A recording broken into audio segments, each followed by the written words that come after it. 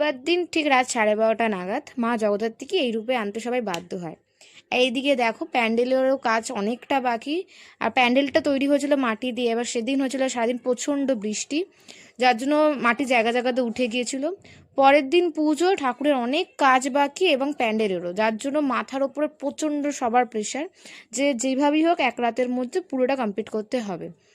এইদিকে সবাই মিলে ঠাকুরকে নামিয়ে যেই স্থানে বসানোর বসিয়ে দিয়েছে।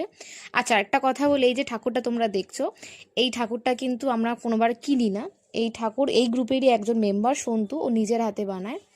তবে যেহেতু অনেকটা হাতে সময় কম, তাই সবাই মিলেই চেষ্টা করছিল, মানে হেল্প করছে যাতে ঠাকুরটা কমপ্লিট করতে পারে।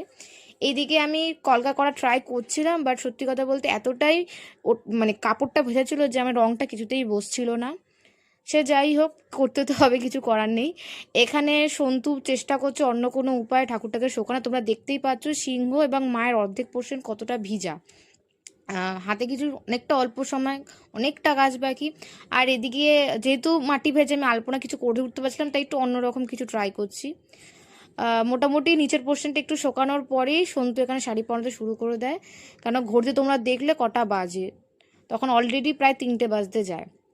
আর এখনও মুখের কাজ বাকি, কেন মায়ের চোখটা করা, ঠোঁট করা, এগুলো তো মেন, এগুলো তো এখনও তখনও হয়ে ওঠেনি। আর প্যান্ডেলের কাজ মোটামুটি সবাই মিলে হেল্প করে যেভাবে কমপ্লিট করতে থাকে।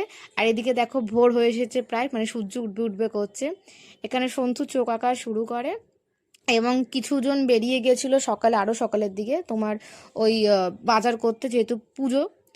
আর ঘড়িতে তখন বাজে প্রায় 6টা মতো। আর সন্তুর এখনও চোখ কাজ বাকি, কারণ খুব প্রবলেম হচ্ছিল ওরও কাজ করতে।